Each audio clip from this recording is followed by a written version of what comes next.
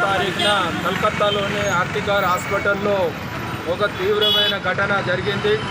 అక్కడ విధుల్లో ఉన్న డాక్టరు 36 గంటలుగా డ్యూటీ చేసి మొత్తం అలసిపోయి ఆమె కాన్ఫరెన్స్ హాల్లో పోయి పడుకుంటే అందులో ఉన్న ఎవరు దుండగులు మొత్తం అత్యాచారం చేసి దాన్ని మొత్తం కూడా ఆమెను చిత్రహింసలకు గురి చేసి హత్య చేసిన సంఘటన జరిగింది. ఇప్పటికే చాలా రోజులు గడిచినా కూడా ఇప్పటి వరకు కూడా అక్కడ ఉన్న రాష్ట్ర ప్రభుత్వము అసలైన నిందితులను పట్టుకోకుండా దోషులను శిక్షించకుండా వాళ్ళని రక్షించడం కోసానికి ఈరోజు విశ్వ ప్రయత్నాలు అనేది అక్కడ ఉన్న పశ్చిమ బెంగాల్లోని టీఎంసీ గవర్నమెంటు మమతా బెనర్జీ గారు ప్రయత్నం చేస్తున్నారు అని చెప్పేసి ఇక్కడ స్పష్టంగా అర్థమవుతూ ఉన్నది. ఈ నేపథ్యంలో అక్కడ మొత్తం కూడా దేశవ్యాప్తంగా కలకత్తా నగరంతో పాటు దేశవ్యాప్తంగా కూడా తీవ్రమైన నిరసనలు ఇవన్నీ కూడా జరుగుతూ ఉన్నాయి. ఈ నేపథ్యంలో ఈరోజు సిఐటిగా కూడా మేము డిమాండ్ చేయడం అనేది జరుగుతూ ఉంది. ఎవరైతే అసలైన దోషులు ఉన్నారో వాళ్ళను కఠినంగా శిక్షించాలి, భవిష్యత్తులో ఇలాంటి సంఘటనలు జరగకుండా కఠినమైన చట్టాలు రూపొందించాలి అని చెప్పి ఈ సందర్భంగా డిమాండ్ చేస్తూ ఉన్నాం. కానీ ఈరోజు మమతా బెనర్జీ ప్రభుత్వం అర్ధరాత్రి ఈరోజు ఈ సంఘటన జరిగితే సాయంత్రం 6 గంటల దాకా కూడా మరుసటి రోజు ఎఫ్ఐఆర్ బుక్ చేయలేదు. మొట్టమొదటినేమో ఇది ఆత్మహత్య అని చెప్పేసి వారి పేరెంట్స్కి సమాచారం ఇచ్చిన పరిస్థితి ఉన్నది. ఆత్మహత్యగా చిత్రీకరించడం కోసానికి ప్రయత్నం చేశారు.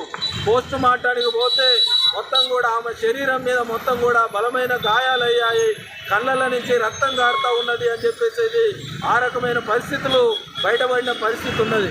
కానీ ఈరోజు మేము సిఐటిగా అడుగుతూ ఉన్నాం, ఎవరిని రక్షించడం కోసానికి ఇలాంటి కట్టుకథలు ఈరోజు మమతా బెనర్జీ సర్కారు అల్లింది అని చెప్పేసి ఈ సందర్భంగా అడుగుతూ ఉన్నాం. అక్కడ ఆ హాస్పిటల్లో ఈరోజు అసాంఘిక కార్యకలాపాలు జరుగుతూ ఉన్నాయి అని చెప్పేసి ఈ ట్రైనీ డాక్టర్కు తెలిసింది అని చెప్పేసి సమాచారం ఉన్నది. ఆ సమాచారం ఈమెకు తెలిసింది కాబట్టి కావాలని చెప్పి మొత్తం ఆమెను ఉద్దేశపూర్వకంగానే ఇవన్నీ చేశారు అని చెప్పేసి ఈరోజు మీడియాలో కథనాలు వస్తున్న పరిస్థితి ఉన్నది. అక్కడ ఎవరైతే ప్రిన్సిపల్ ఉన్నారో ఆ ప్రిన్సిపల్ పైన తీవ్రమైన ఆరోపణలు ఉన్నాయి. ఆయన రక్షించడం కోసానికే ఈరోజు మమతా బెనర్జీ సర్కారు ప్రయత్నం చేస్తూ ఉన్నది. ఎక్కడైనా అక్కడ సంఘటన జరిగితే ఆ ప్రిన్సిపల్ పైన సస్పెండ్ చేసి అతన్ని డిస్మిస్ చేసి అతన్ని పనిష్మెంట్ ఇస్తారు. కానీ అక్కడ ఉన్న గవర్నమెంట్ అతన్ని వేరే చోటికి ట్రాన్స్ఫర్ చేసి ఆ పదవి కంటే ఎక్కువ పోస్టు ఇచ్చిన పరిస్థితి ఉన్నది. కాబట్టి అక్కడ జరుగుతున్నది మొత్తం కూడా అన్యాయము. కాబట్టి దీనిపైన సిబిఐ విచారణ చేపట్టింది.